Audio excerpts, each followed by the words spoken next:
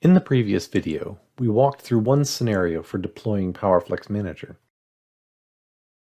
In this video, we will work through the initial configuration of PowerFlex Manager as we make it ready to deploy a PowerFlex cluster.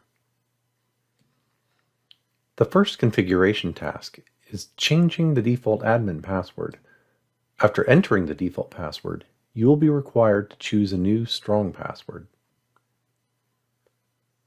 After successfully logging in, you'll be greeted with the initial configuration wizard. Choose whether to enable SupportAssist. You can always come back and do this later. Then indicate whether you are deploying a new instance of PowerFlex, as we are in this demo, or whether you will import an existing PowerFlex cluster of some sort. After the summary, click Finish to continue. The Getting Started page provides a series of tasks for configuring the system. We're going to start with uploading a compliance file. Whether RCMs for PowerFlex Rack or ICs for PowerFlex Appliance, these compliance files contain files for firmware and software that will enable a known good configuration state. While these files can be downloaded from Dell remote support services, they may also be staged and added from a local network share, as we have done for this demo. We will upload an IC file, for we are doing an appliance type deployment.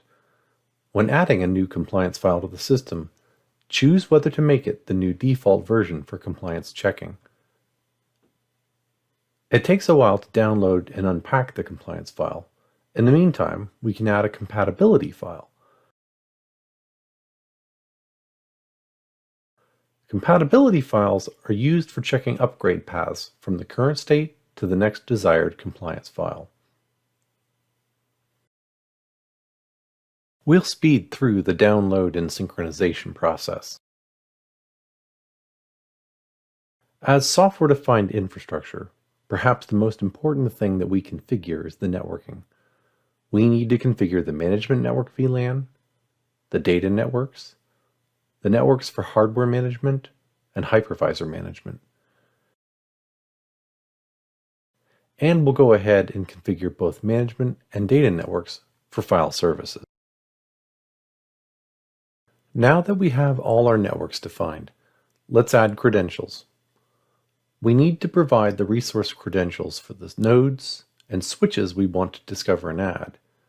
We also need to add credentials for vCenter instances and for any operating systems or hypervisors we plan to configure and use.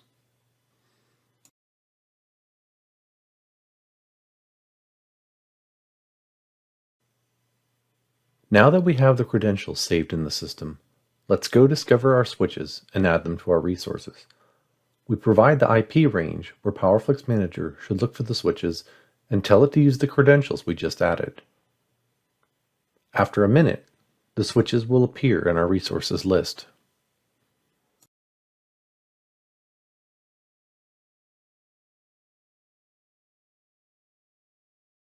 Next, we will discover and add our node resources. Again, we will specify the IP range where our nodes exist. For now, we'll set them in reserve mode and use the saved node credentials. Notice this time that when the nodes appear in our resources list, they are marked as non-compliant. This means that something about them is out of compliance with our specified IC or intelligent catalog. Clicking on one of the non-compliant labels brings up a compliance report for that node, and we can see that indeed we have some network firmware that is out of date.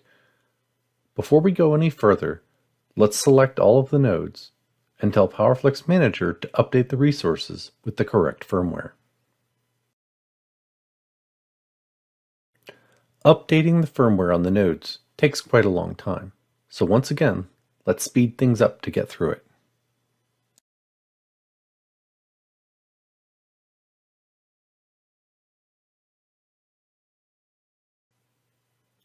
The final thing we will do is import operating system and hypervisor images. These are used during the template-based deployment process.